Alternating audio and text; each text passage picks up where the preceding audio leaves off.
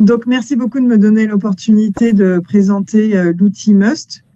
Donc, MUST, ça veut dire Multi-Source Surveillance Tool. C'est le fruit d'un travail qui a été fait depuis 2 ans, notamment avec le CIRAD, INRAE et le LIRM, qui est le laboratoire d'informatique de Montpellier. Alors, le contexte du développement de cet outil, donc, c'est le contexte de la veille sanitaire internationale. C'est un outil qui permet de répondre à des besoins en intelligence épidémique.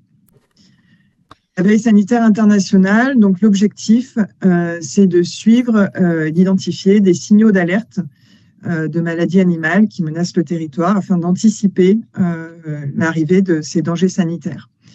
Donc, au quotidien, nous sommes une équipe de veille, donc Julien Cochard que tu as mentionné, Laura. On est une équipe de veille qui recueille les signaux, donc des signaux de nature variée, donc je vais revenir dessus après. On investigue, on vérifie, et après il y a une analyse collégiale donc de ces signaux. Et ensuite, on évalue la menace, et une fois que la menace est validée, on met en place un système de diffusion et de communication sur ces menaces. Le but, faire une alerte précoce en cas de danger sanitaire imminent. Donc, à la plateforme ESA, l'activité de veille sanitaire nationale et internationale a été créée en janvier 2013. Alors, on a un procédé de fonctionnement qui est très bien défini, qui est très clair. Donc, les signaux qu'on recueille sont en premier des signaux qui sont issus de sources officielles. Donc, ce sont les bases de données de la Commission européenne, les bases de données de l'Organisation mondiale de la santé animale et aussi des bases de données nationales. On a aussi tout le réseau des laboratoires de référence nationaux et aussi européens que l'on peut solliciter en cas de besoin. Et on a aussi les autorités sanitaires françaises et puis parfois de certains pays avec lesquels on peut correspondre via la DGL. Pardon, Deuxième type de source de signaux que l'on recherche, ce sont des signaux plus informels. Donc là, on parle plutôt des réseaux d'experts internationaux. Donc c'est pour ça que je suis basée au CIRAD, qui a tout un réseau d'agences sur le terrain.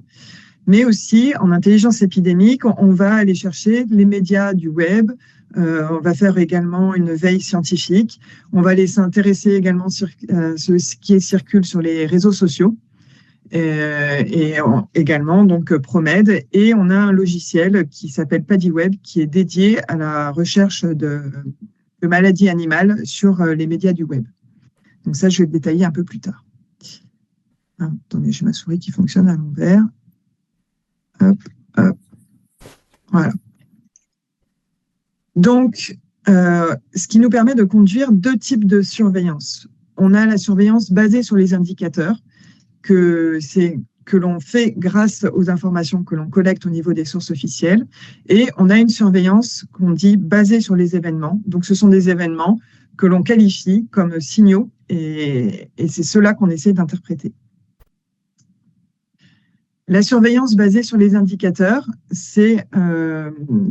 elle s'organise de la manière suivante. Donc, c'est une surveillance qui est routinière, qui est régulière, et on va chercher des données qui sont très structurées, donc la plupart du temps qui sont disponibles dans des bases de données. Et donc ces données, les sources de ces données sont bien identifiées. Et donc, attendez, j'essaie juste de changer de souris. Voilà.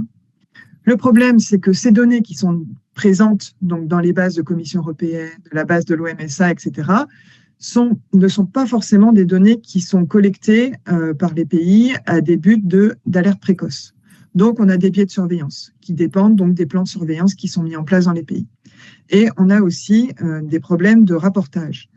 Des problèmes de notification. C'est-à-dire qu'entre le moment où la maladie est identifiée sur le terrain et le moment où elle va vraiment être notifiée et rendue disponible dans une base de données, il peut s'écouler plusieurs jours. Et donc ça, quand on construit un indicateur, donc par exemple sur la courbe là de droite, vous avez la courbe d'incidence de la grippe aviaire en France à la saison 2016-2017. En rouge, c'est la courbe que l'on observait à l'instant T. Et en gris, c'est la courbe que l'on a observée en fin de saison, quand on a pu collecter enfin toutes les données de notification. Donc on voit bien qu'il y a un délai parfois de 15 jours entre l'image qu'on voit et l'image réelle de situation. Donc la surveillance basée sur les indicateurs peut être mal interprétée. La surveillance basée sur les événements, donc là, on a tout un autre type de méthode, c'est-à-dire que c'est une surveillance qui est beaucoup plus large. Elle est très opportuniste parce qu'on va chercher des sujets précis pour lesquels on veut plus d'informations. Donc, la plupart du temps, on a des données qui ne sont pas structurées. Ce sont des données textuelles et donc qui sont plus difficiles à interpréter. Il faut qu'on y passe également beaucoup de temps. Et la surveillance basée sur les événements utilise également beaucoup de sources de nature multiple et d'origine multiple. Donc, certaines de ces sources ne sont pas officielles, mais on peut aller aussi chercher des sources officielles qu'on n'avait pas intégrées dans notre surveillance basée sur les indicateurs. Donc, c'est dans ce contexte-là, donc de surveillance basée sur les indicateurs et de surveillance basée sur les événements, que nous avons développé l'outil MUST. Et donc, pour le développement de cet outil, nous nous sommes intéressés à une maladie pilote qui était l'émergence de la grippe aviaire chez les mammifères. Donc, comme vous le savez, c'est une maladie à notification immédiate dans un délai de 24 heures après confirmation. La détection d'un cas de grippe aviaire chez un mammifère constitue une espèce hôte inhabituelle et donc doit être notifiée immédiatement. Donc, depuis 2022, on a constaté une augmentation des cas assez importante. Et comme c'était un événement inhabituel avec un enjeu de potentiel pandémique, les médias et les réseaux sociaux, les réseaux professionnels s'y sont intéressés de près. Donc, on avait beaucoup d'informations qui remontaient par les médias et par les réseaux. Ici, vous avez les informations officielles, donc tout ce qui a été notifié dans la base WAIS en rouge. Vous voyez que la courbe décolle à peu près en avril 2022. Par contre, en gris, le nombre de rapports de notification immédiate. Il y a quelqu'un qui a... Anne, je crois que c'est toi qui as ton micro ouvert. Merci de le couper. J'essaie de voir dans la liste s'il y a quelqu'un pour pouvoir couper moi-même, mais je pense que c'est bon.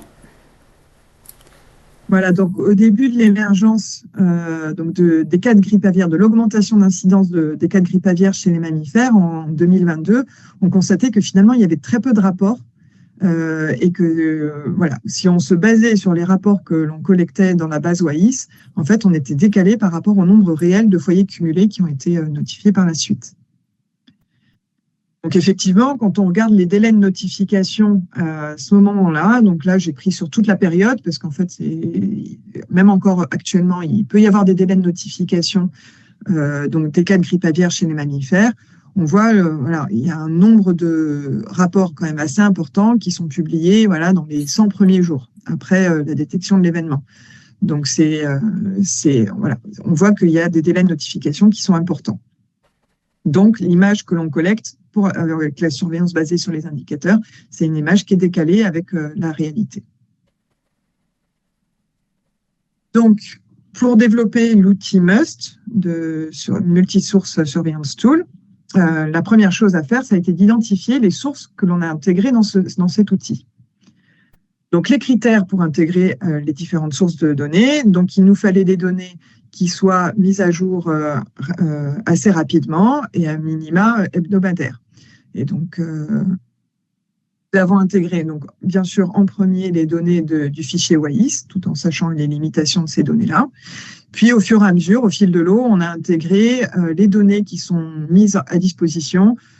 Donc, pour les États-Unis, on avait les données de l'USDA, pour les foyers donc, chez le bétail et également chez les cas sauvages.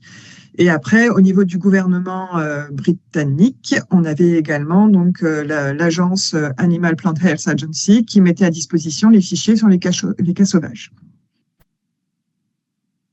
Puis après, on s'est intéressé donc aux données textuelles et donc nous avions deux outils qui permettaient de rajouter dans MUST des données donc qui sont issues de sources plutôt non officielles, issues des médias ou de réseaux professionnels. Donc là, on parle de ProMed et de PADIWeb. Je vais développer ce que c'est. Alors là, je vais justement, pour intégrer les données issues de sources textuelles, il fallait déjà savoir ce que l'on cherchait. Donc, la première étape a été de réaliser un corpus de texte sur les espèces de mammifères. Donc, il faut savoir que dans un texte rédigé soit par un modérateur professionnel, soit par un journaliste, et le niveau d'identification des mammifères utilise la plupart du temps le langage usuel. Donc, mais on peut également trouver les noms latins des espèces ou les noms taxonomiques plus scientifiques.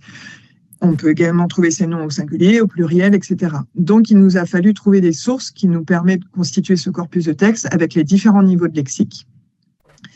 Donc, cela, on s'est basé sur des corpus que nous avions déjà à disposition dans le logiciel PADI-Web, donc notamment pour tout ce qui est espèces domestiques, donc les bovins, les ruminants.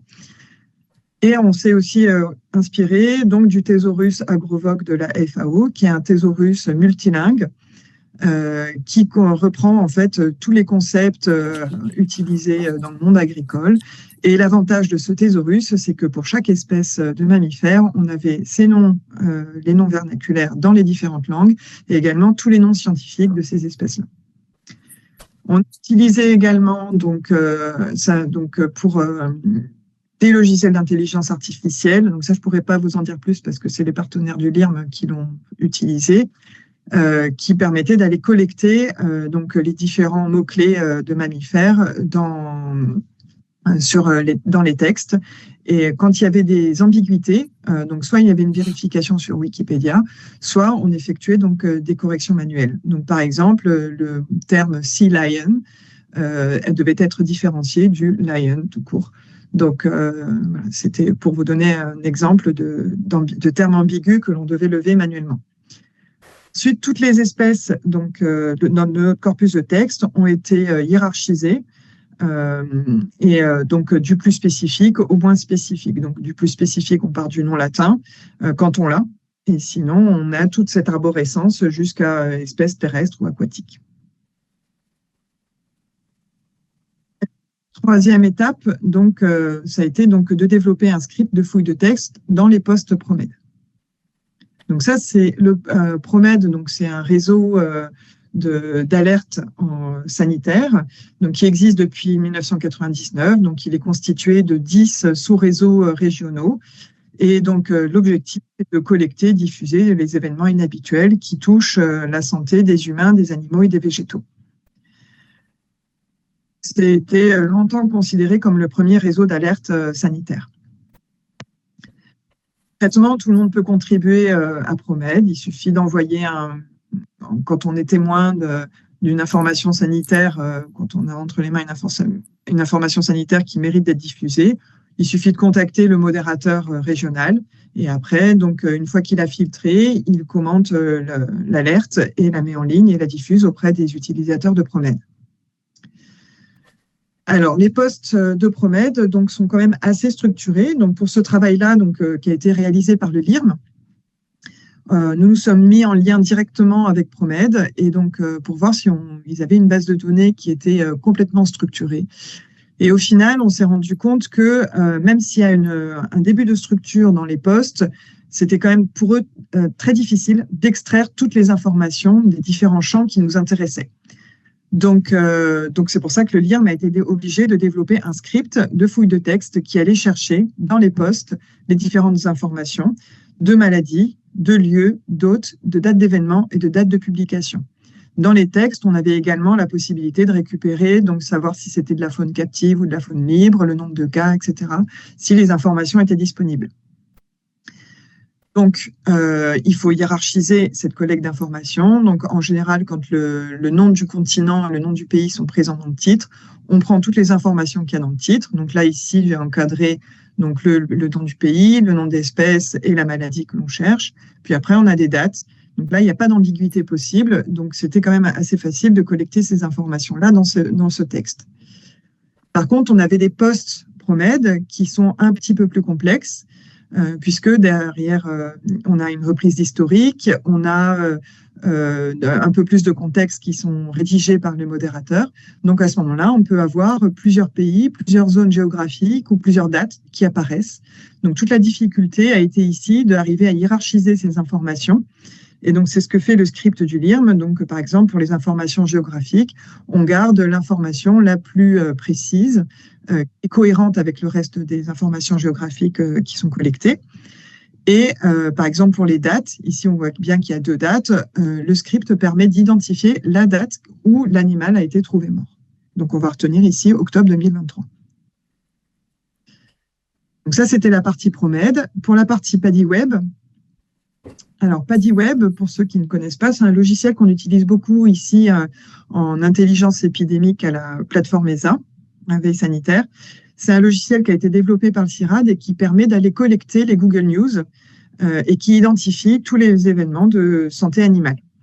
Donc, dans les Google News, PADI-Web va chercher dans plus de 30 langues et traduit tous les articles qu'il collecte, il les traduit en anglais. Et donc, chaque article est ensuite classé selon son degré de pertinence. Voilà comment fonctionne PADI-Web. PADI-Web donc, va recueillir les articles tous les jours dans la base de données des Google Actualités. Il fait un nettoyage du contenu, il traduit donc en anglais, et ensuite les articles sont classés pertinents, non pertinents. Donc, s'il s'agit bien d'un événement de santé animale, l'article est classé pertinent. Puis, au sein de chaque article, PADI-Web balaye le texte. Il va étiqueter chaque phrase comme type d'événement ou type d'information. Donc là, on a plusieurs modalités possibles. On a, par exemple, est-ce que c'est un événement sanitaire? Est-ce que c'est du contexte? Est-ce que c'est juste de l'information? Est-ce que c'est les conséquences d'un événement sanitaire? Donc voilà, chaque phrase est étiquetée. Et également, dans les textes, PADI-Web permet de récupérer donc, la maladie, l'hôte, la localisation, la date, le nombre de cas et les symptômes. Et ensuite, PADI-Web, on peut envoyer un système de notification, donc par mail, ou mettre en ligne sur une plateforme avec une plateforme de visualisation. PADI-Web fonctionne avec un logiciel libre de reconnaissance d'entités nommées qui s'appelle Spacy, donc qui va reconnaître les noms. Et on l'utilise surtout pour la reconnaissance des noms de lieux. Et donc, ça Spacy, donc on va reconnaître donc tous les lieux qui nous intéressent. Il y a plusieurs stratégies de reconnaissance des lieux. Est-ce qu'on va prendre les lieux qui sont présents dans les 300 premiers caractères? Est-ce qu'on prend les lieux qui sont présents dans tout le corps du texte? Et après, Spacy, comme c'est une intelligence artificielle, on peut l'utiliser soit de manière complètement automatique ou alors de manière semi-supervisée, c'est-à-dire qu'on lui donne un fichier d'apprentissage. Une fois qu'il a reconnu les entités de lieux, on récupère donc ces noms de lieux et on les met dans la base GeoName, donc grâce à une API, qui permet d'obtenir leurs coordonnées géographiques et toutes les d'autres types d'informations qu'on a sur ce lieu. Et donc, PADI-Web ensuite collecte toutes les informations qu'il y a à proximité des noms de lieux, donc les dates et les mots-clés. Donc, pour intégrer PADI-Web dans MUST, donc c'est-à-dire pour rechercher spécifiquement les cas de grippe aviaire chez les mammifères, on sélectionne donc tous les articles qui sont classés comme des foyers déclarés, qui concernent la maladie avian influenza et un mot-clé MAMOL, donc le mot-clé que l'on a créé grâce au corpus de texte qu'on a créé. Ensuite, donc, le pays est identifié, on récupère les noms de lieux qui sont liés à ce pays-là et toutes les phrases qui sont classées current events, qui correspondent aux phrases, au lieu où il y a eu un foyer. On garde donc ces phrases-là et donc on garde les lieux qui rapportent un foyer. Les articles de PROMED et de PADI-Web que nous avons collectés sont stockés dans une base de données. Le problème, c'est que vous avez bien compris qu'il peut y avoir des multiplicités d'informations. C'est-à-dire que dans un texte, il peut y avoir plusieurs lieux, plusieurs dates, plusieurs hôtes. Donc, chacun des logiciels, donc PADI-Web et PROMED, a ses propres stratégies. Dans PADI-Web, on ne va sélectionner plus qu'un seul lieu, on garde le lieu le plus précis, mais on garde la possibilité de récupérer plusieurs hôtes, parce que dans un article, on peut mentionner plusieurs hôtes. PROMED, là, on va garder tous les lieux qui sont collectés dans le poste PROMED et tous les hôtes. Donc, tout ça, c'est consigné, toutes les valeurs sont consignées dans la base de données. Si on n'avait pas de date, on utilise la date de publication de l'article ou du post. Voilà, donc dernière étape pour développer Must, ça a été de développer une interface de visualisation. Donc là, je vais vous montrer en direct si ça marche. Voilà, donc ça, c'est l'interface Must, donc qui est, je vous ai beaucoup parlé donc, des lieux de... Ah, alors ce que je vais faire, c'est que je vais changer le partage. On va faire ça. Voilà. Donc l'interface Must est centrée sur la cartographie, c'est-à-dire que dès qu'on met à jour l'emprise de la carte, ça met à jour l'histogramme qui est en dessous. Donc, vous voyez qu'il y a plein de couleurs parce qu'en fait, ces couleurs différentes représentent les différentes sources que l'on représente. Donc, en rouge, orange et jaune, ce sont les sources officielles, donc les sources de WAIS et de l'USDA. En couleur froide, on a mis les sources qui sont issues donc, des sources textuelles, ProMed et PaddieWeb. Donc, on peut choisir donc, les différentes sources que l'on souhaite représenter. Et à chaque fois, donc l'histogramme se met à jour. Donc, voilà, si je supprime PaddieWeb, là, on n'a plus que les sources ProMed et les sources officielles. On peut choisir la date, la période à laquelle on s'intéresse.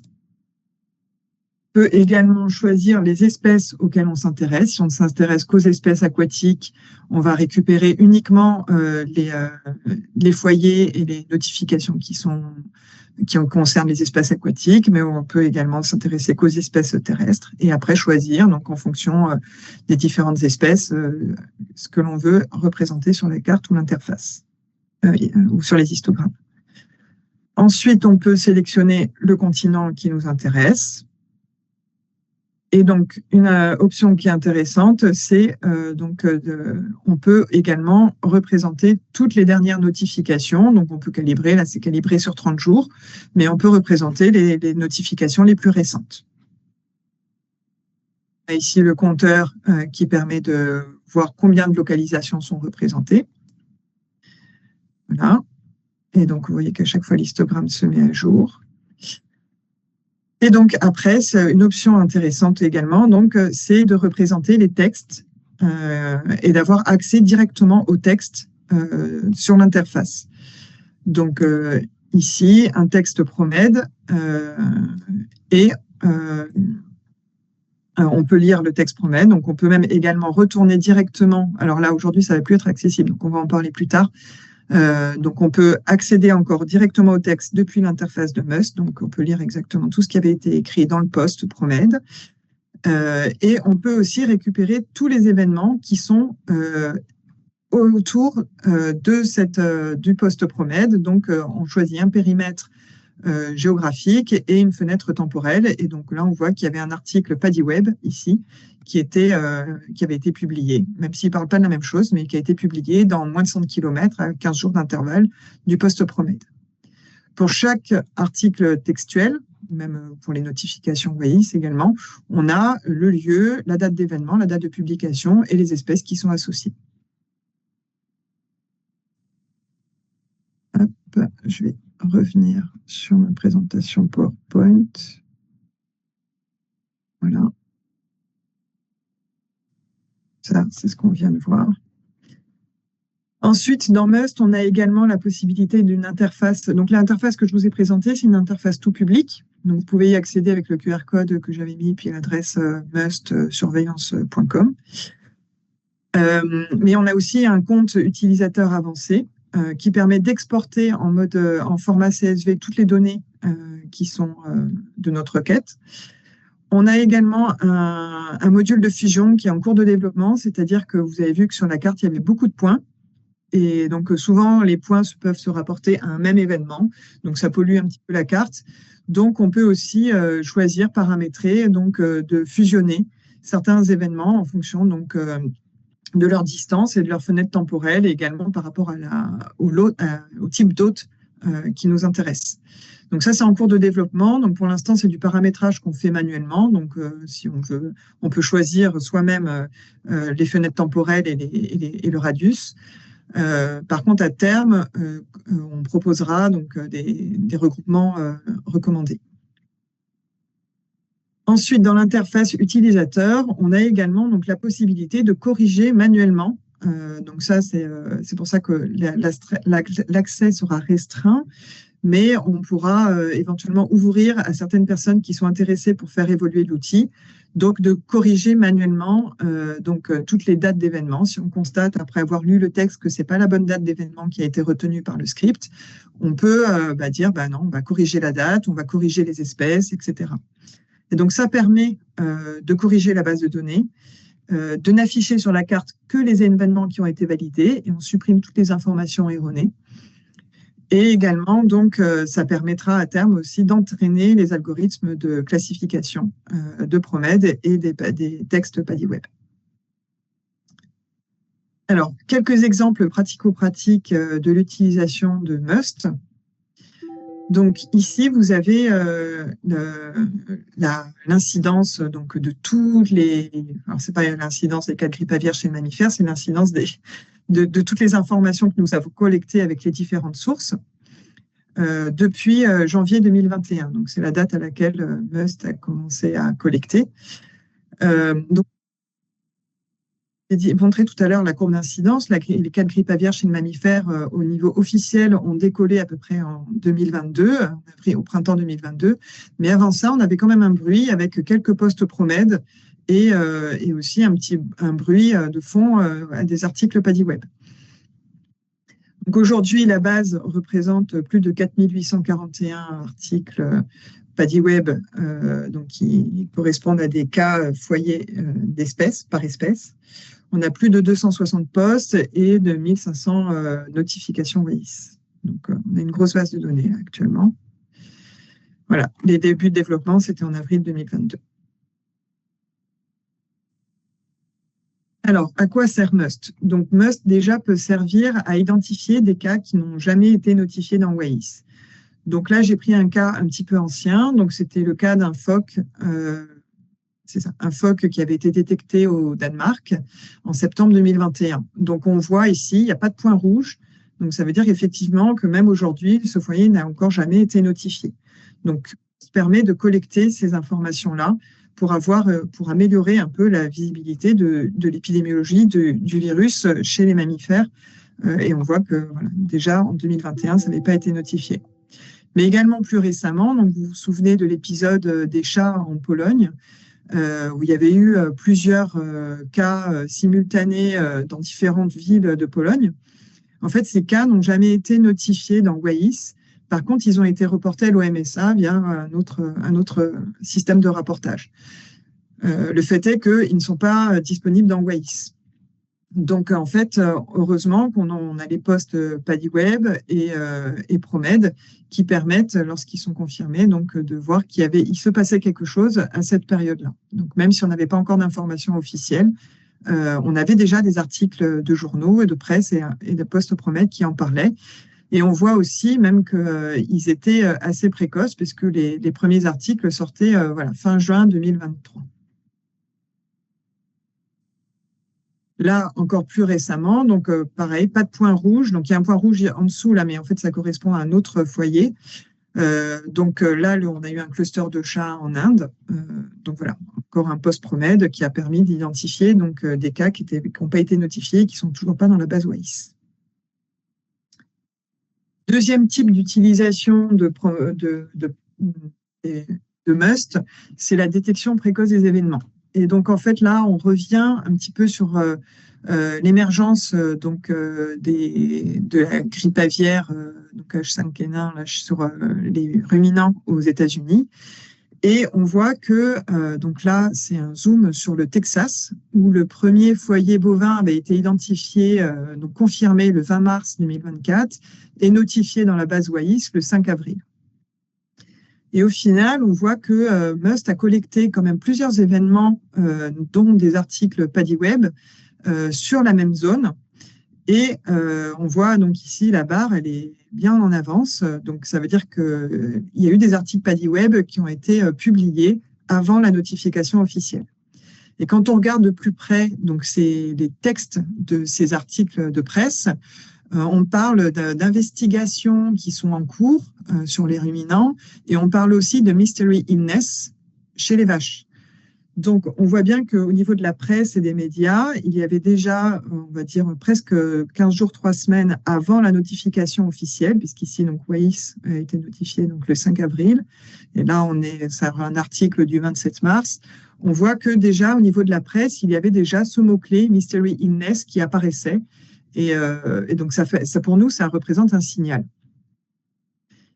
C'était sur le cas du Texas, mais en fait, on a eu la même chose pour le premier foyer d'IHAP chez les bovins dans l'Ohio. Donc, ce n'est pas un événement marginal. On a effectivement donc, des articles de presse qui sortent avant les notifications officielles. Voilà. Et le troisième cas d'étude, donc troisième type d'utilisation de MUST, c'est là pour récolter davantage des informations plus contextuelles.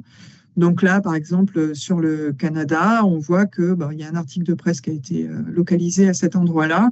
Mais en fait, c'est un article de presse surtout qui est intéressant parce qu'il parle donc d'une surveillance systématique des dépistages qui sont mis en place au Canada sur les laits canadiens et sur les laits importés des USA. Donc ça permet d'apporter des informations de contexte et des informations de surveillance sur ce qui est réalisé dans les autres pays. Voilà. Donc, MUST, donc, vous l'avez compris, c'est un outil qui est quand même assez récent, donc il est toujours en cours d'évaluation.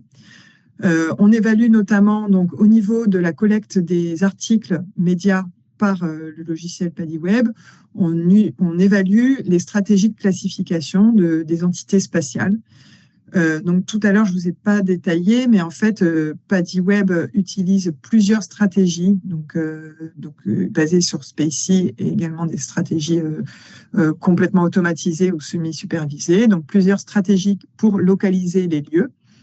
Et donc on a encadré avec l'UMR-TETIS l'année dernière un stagiaire de master qui a regardé par rapport à des cas officiels, donc des cas d'études que nous avions sélectionnés, on a regardé donc ce que collectait PaDiWeb. Donc il y a eu 240 pour ces 7 cas d'études, on a eu environ 250 articles collectés. Et parmi ces articles collectés, on avait 47 articles qui étaient plus précoces que la notification officielle.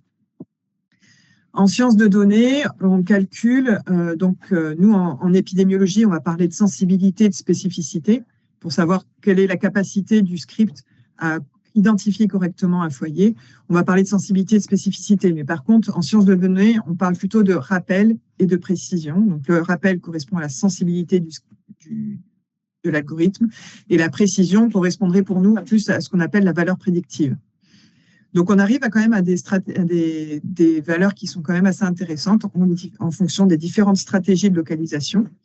Et donc, ce qui nous mène après à pouvoir proposer à l'utilisateur, en fonction de son but de surveillance, de privilégier une surveillance plutôt sensible, avec un bon rappel, ou une surveillance plutôt spécifique, avec donc plutôt une bonne précision. Donc, ça permet, en fonction des zones géographiques, d'adapter la zone d'étude. Par exemple, on sait qu'aux États-Unis, on avait un système de surveillance qui fonctionnait bien avec les données de l'USDA qui sont mises à jour assez régulièrement. Donc, on n'a pas forcément besoin d'une information sensible, on a plutôt besoin d'une information plutôt spécifique. Les articles PaDiWeb. Au niveau de la collecte des postes PROMED, donc là, on a également une évaluation qui est en cours pour évaluer le script et la capacité du script à identifier correctement les événements de grippe aviaire chez les mammifères. Donc, on a utilisé 110 postes qui ont été collectés entre mars 2021 et septembre 2024.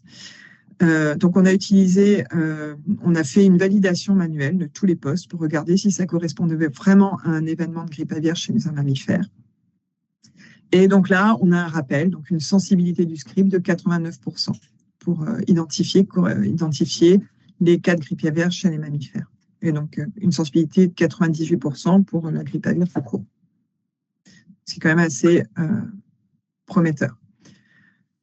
Sur ces postes donc, que nous avons pu confirmer, qui correspondaient réellement à des cas de grippe aviaire chez les mammifères, on en avait 27 qui correspondaient à des cas qui n'avaient jamais été notifiés dans WAIS. Ce qui montre bien la plus-value de ProMed, c'est-à-dire que voilà, il complète l'image officielle donc, de ce qui est publié dans la base WAIS. Et également, donc, parmi ces postes que nous avons pu confirmer, on a regardé donc, leur date de publication et 24 postes donc, sur les 98 correspondaient à une notification qui était plus précoce que l'information officielle. Donc, voilà, avec en moyenne 66 jours de plus précoce et une médiane à 19 jours plus précoce. Les postes ProMed donc, concernaient 22 pays, avec une grosse majorité sur les États-Unis, et donc 42 espèces hôtes, donc 93% qui ont été confirmées. Au niveau des perspectives de développement, donc bien sûr, ça va être d'améliorer les classifications de PADI-Web, parce qu'on voit qu'il y a quand même un bruit de fond. Donc, le but, ça va être ici d'améliorer la classification, et également de proposer donc, des stratégies en fonction des zones géographiques étudiées, donc en fonction si on veut une surveillance plutôt sensible ou une surveillance plutôt spécifique. Les perspectives au niveau de ProMed, donc vous avez peut-être constaté que donc depuis le mois de juin 2024, on n'avait plus accès au poste ProMed qui était antérieur de 30 jours. Donc là c'est une base qui aujourd'hui est fermée. Et le 22 avril 2025. Donc là, on est en train de voir également comment faire pour continuer à travailler avec eux. Pour l'interface Must, on va continuer à identifier des sources officielles qui sont disponibles, mises à jour régulièrement. Donc, c'est toujours quand même mieux que les sources textuelles. Et également, on va développer plus de recherches sur la recherche des mots-clés type Mystery Illness. Voilà, donc perspective, je vous ai dit tout à l'heure que on travaille, donc ProMed et PADI-Web sont classés dans la surveillance basée sur les événements, mais peut-être identifier des indicateurs qui vont permettre de suivi en routine donc des articles médias et des posts ProMed et pouvoir les rentrer donc dans la surveillance basée sur les indicateurs. Alors, les conclusions, donc les messages pour rentrer à la maison, c'est que Must, c'est un outil qui est très adapté au suivi des événements inhabituels dans une nouvelle zone géographique ou chez un nouvel hôte. Mais en fait, au préalable, il faut savoir ce qu'on cherche. Donc, il faut que la maladie surveillée soit préalablement identifiée, soit ailleurs, dans une autre zone géographique, soit dans une population hôte. Et que pour intégrer une nouvelle maladie dans Must, il faut prévoir des temps de développement qui sont quand même, il faut prévoir bien 2-3 mois pour intégrer une nouvelle maladie. Donc Must permet la valorisation de sources d'informations alternatives comme ProMed et PADI-Web, qui sont des sources textuelles et qui sont quand même assez difficiles à exploiter. Donc on a vu qu'on pouvait s'en servir comme alerte précoce, notamment PADI-Web qui remonte des articles médias avant les notifications officielles, qu'elles permettent également de compléter l'image épidémiologique, puisqu'elles retracent donc, des événements qui n'ont pas été déclarés officiellement, et également peuvent donner des informations de contexte. Les biais, c'est que en fait, Must est soumis au même biais de surveillance que la surveillance basée avec les données officielles. C'est-à-dire que voilà, l'Afrique est sous-représentée. Et donc, s'il n'y a pas de surveillance sur la grippe aviaire chez les mammifères, on n'aura pas non plus d'articles médias ni de postes ProMed qui en parleront. À suivre, c'est que donc on va pouvoir travailler sur intégrer notamment donc le suivi des articles médias et des sources textuelles dans la surveillance basée sur les indicateurs et essayer d'identifier des indicateurs pour suivre ces signaux. Et également, on va s'intéresser à la surveillance des Mystery Illness et essayer de développer des corpus de texte sur ces syndromes mystérieux qui avaient déjà été observés à l'émergence de la COVID-19. Donc, ces travaux ont pu être faits grâce au soutien de la DGAL, du projet Mood, également le partenariat de ProMed. Donc ici, Pierre Pompidor, Julien Rabatel et Mathieu Roche pour les aspects sciences de données, Elena Suesca et moi-même pour les aspects épidémiologiques.